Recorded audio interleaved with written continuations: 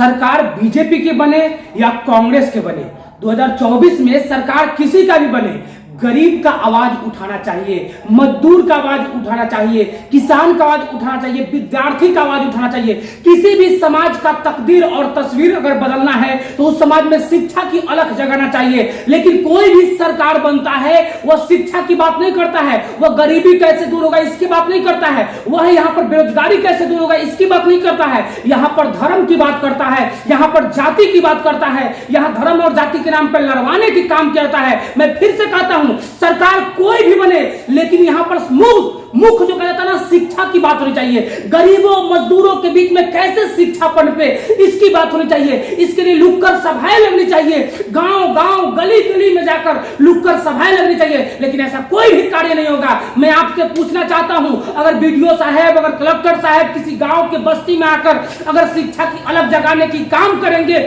सरकार के दिशा निर्देश के अनुसार, तो सोचिए कि उस गांव पर कितना प्रभाव पड़ेगा। अगर बीडीओ साहब, कलेक्टर साहब किसी विद्यालय में जाकर बच्चों के मनोबल को बढ़ाने की चेष्टा करेंगे तो सोचिए कि उस स्कूल के वातावरण क्या रहेगा। आप सोचिए और विचार कीजिए। लेकिन ऐसा होने वाला नहीं है, क्योंकि बीडीओ साहब की इसमें कोई गलती नहीं है, कलेक्टर साहब की इसमें कोई गलती नहीं है, कोई भी अधिकारी का गलती नहीं है। यहां गद्दार नेताओं का गलती है। गद्दार नेता कभी नहीं चाहेगा कि गरीब मजदूर का बाल बच्चा पढ़े। अगर गरीब मजदूर का बाल बच्चा पढ़ेगा तो अधिकार की मांग करेगा। गरीब मजदूर का बाल बच्चा पढ़ेगा तो गुंडा चोर बदमाश कभी नेता नहीं बनेगा। गरीब मजदूर का बाल बच्चा पढ़ेगा तो सही चुनाव करेगा। गरीब मजदूर का बाल बच्चा पढ़ेगा तो लोकतंत्र में वोट नहीं बचाएगा।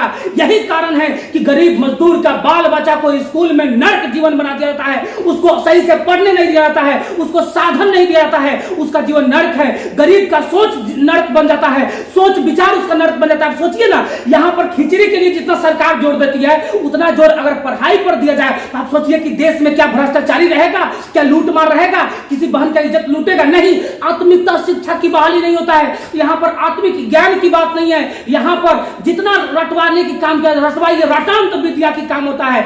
देश में यहाँ पर पहला पढ़ो या न पढ़ो पास, दूसरा पढ़ो या न पढ़ो पास, तीसरा पढ़ो चाहे नहीं पढ़ो पास, चौथा पास, पांचवा पास, छठा पास, सातवां पास, आठवां पास, 9th 10th सब पास, सब पास। हाँ, पास पास पास। यहाँ पर सिर्फ पास सुनने को मिलेगा। उसके बाद में कंपटीशन में आता है ढेर सारा क्वेश्चन। उसमें लड़का गरीब मजदूर के बाल बच्चा फेल, उसमें अमीर के बाल बच्चा जो कोटा में पढ़ लिया है, जो दिल्ली में पढ़ लिया, जो जाकर मुजफ्फरपुर बड़े शहरों में पढ़ लिया, जो पटना में पढ़ लिया, उसका बाल बच्चा पास पास।